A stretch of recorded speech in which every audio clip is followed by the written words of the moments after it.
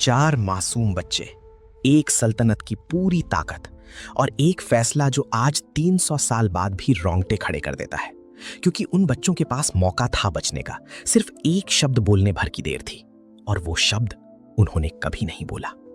बात हो रही है गुरु गोबिंद सिंह जी के 4 साहिबजादों की। साहिबजादा अजीत सिंह, जुझार सिंह, जोरावर सिंह और फतेह सिंह। इनमें से सबसे बड़े की उम्र 17 साल की थी और सबसे छोटे की सिर्फ 6 साल का बच्चा, जिसे अभी खिलौनों से खेलना चाहिए था, वो एक दीवार में जिंदा चुनवा दिया गया। और हैरानी की बात यह है कि ये कहानी जितनी दर्दनाक है उतनी ही कम लोगों को पूरी तरह पता है, क्योंकि इसका असली हिस्सा शुरुआत में नहीं, आखिर में छुपा है। चलिए शुरू से चलते हैं। सन 1704 दिसंबर का महीना, आनंदपुर साहिब का किला। मुगल सेना और पहाड़ी राजाओं की संयुक्त फौज ने महीनों से घेरा डाल रखा था। खाना खत्म हो चुका था, पानी की किल्लत थी और अंदर बैठे सिख योद्धा भूख से लड़ रहे थे, दुश्मन से कम। तब मुगल सूबेदार वजीर खान की तरफ से एक पैगाम आया। कुरान की कसम खाकर वादा किया गया कि अगर गुरुजी किला खाली कर दें तो उन्हें और उनके परिवार को कोई नुकसान नहीं पहुंचाया जाएगा। सुनने में ये एक राहत की बात लगती थी, पर यहीं से वो धोखा शुरू होता है जिसने सिख इतिहास की दिशा हमेशा के लिए बदल दी। गुरु गोबिंद सिंह जी को इस वादे पर भरोसा नहीं था, फिर भी हालात ऐसे बन गए कि किला छोड़ना मजबूरी बन गया। 6 दिसंबर की रात, घना अंधेरा, बर्फीली सर्दी और साथ में सरसा नदी का उफान। परिवार साथ चल तो रहा था, पर तकदीर ने कुछ और ही तय कर रखा था। सरसा नदी पार करते वक्त अचानक हमला हुआ, भगदड़ में परिवार बिखर गया।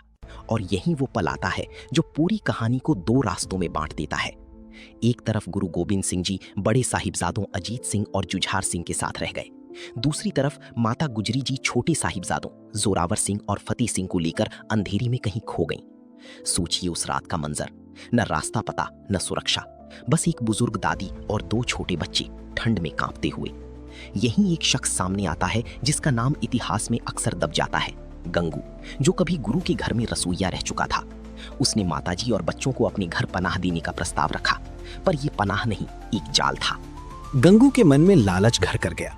उसने माता गुजरी जी के गहने चुरा लिए और जब बात खुल गई तो डर के मारे उसने खुद ही मुगल हुकूमत को खबर कर दी कि गुरु का परिवार उसके घर में है।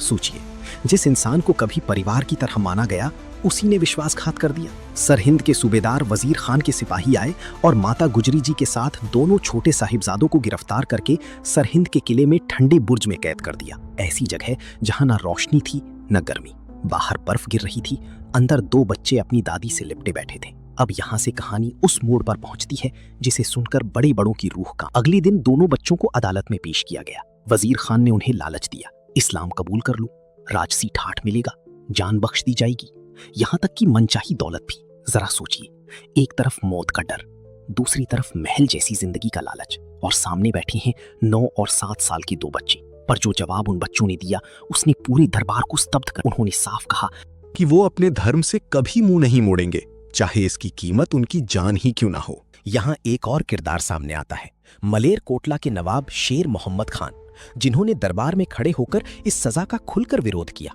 उन्होंने कहा कि मासूम बच्चों को उनके पिता की गुनाह की सजा देना इंसाफ नहीं बल्कि क्रूरता है। ये वाकई दिलचस्प है। दुश्मन खेमे में भी इंसानियत की आवाज थी, पर सत्ता के आगे इंसाफ अक्सर हार जाता है, और यहां भी वही हुआ। सरहिंद के काजी और वजीर खान ने मिलकर सबसे भयानक सजा तय की, बच्चों को दीवार में जिंदा चुनवाने का फैसला। सोचिए वो लम्हा जब ईंट पर ईंट रखी जा रही थी और दीवार धीरे धीरे बढ़ रही थी।